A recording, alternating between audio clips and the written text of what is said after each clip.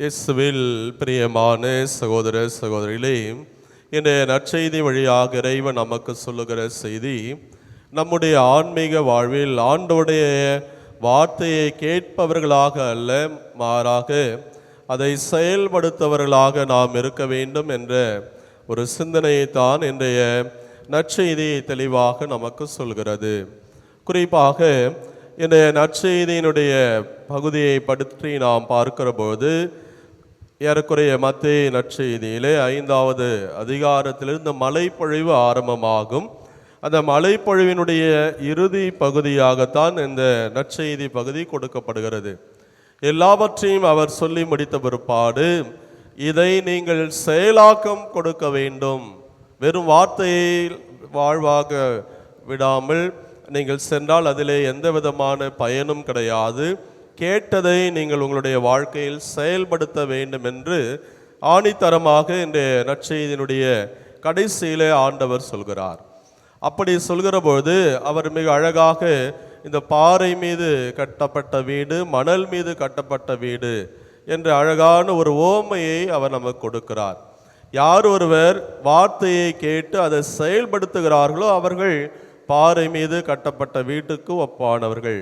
செயல்படுத்தாது வாய் வார்த்தையினால் வாழ்ந்து கொண்டிருப்பவர்கள் மணல் மீது வீடு கட்டியவர்களுக்கு ஒப்பானவர்கள் என்று அழகாக சொல்கிறார்.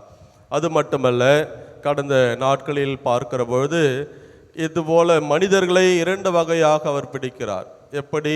குறுகலான வழியாக நடக்க விரும்புகிறவர்கள், அகண்ட பாதையிலே நடக்க விரும்புகிறவர்கள். அதே போல நல்ல மரம் கொடுக்கக்கூடிய கனி, கெட்ட மரம் கொடுக்கக்கூடிய கனி என்று நிறைய ஓமைகளை சொல்லி, இதெல்லாம் எதற்காக?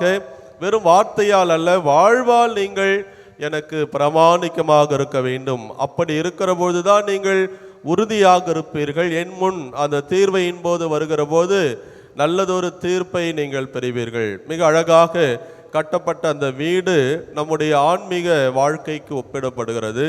வரக்கூடிய அந்த மழை இறுதி தீர்ப்பு, அதிலே நாம் எப்படி நிலைத்திருக்க போகிறோமா அல்லது கரைந்து போக போகிறோமா ஆண்டவர் முன்னால், அதை நாம் உறுதி செய்வது இந்த மண்ணுலக வாழ்விலே நாம் கடைபிடிக்கிற அந்த வாழ்க்கையின் வழியாக வெளிப்படுத்த வேண்டும்.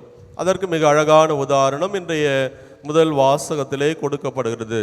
இஸ்ராயல் மன்னன் அந்த யோயாக்கீம் யாவே இறைவனை விட்டுவிட்டு கடவுளை மறந்து பொய் தெய்வத்தை அவன் வணங்க ஆரம்பிக்கிறான்.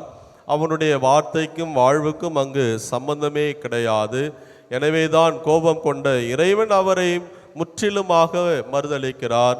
நெபுகத்நேசர் என்ற அந்த மன்னன், அசிரிய மன்னன், பாபிலோனிய மன்னன் வந்து அவரை சிறைப்பிடித்து போர் தொடுத்து அவரை தோல்வியடை செய்து தன்னுடைய நாட்டுக்கு அழைத்து செல்கிறார். அன்பார்ந்த சகோதர சகோதரி, இதுதான் நம்முடைய நிலைப்பாடாக மாறும்.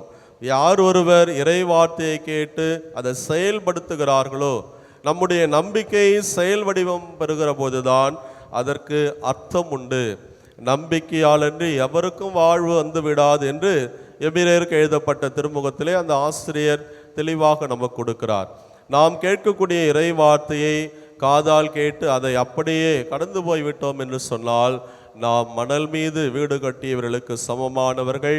இறுதி தீர்ப்பின் போது கண்டிப்பாக நமக்கு அழிவைத்தான் ஆண்டவர் கொடுப்பார். மாறாக எல்லா சூழ்நிலையிலும் ஆண்டவரை நாம் மேன்மைப்படுத்த வேண்டுமென்றால், மாட்சிமை கொடுக்க வேண்டுமென்றால், அந்த பாறையின் மீது கட்டப்பட்ட வீடை போல நம்முடைய இறை வார்த்தையை நாம் கேட்டு அதை வாழ்வாக்கி ஆண்டவரை நாம் மாட்சிப்படுத்துவோம். அதன் வழியாக அவருடைய மேலான ஆசிரை பெற தொடர்ந்து ஜெபிப்போம். இறைவனேசு நம்ம நிறைவாக ஆசீர்வதிப்பாராக. ஆமீன்.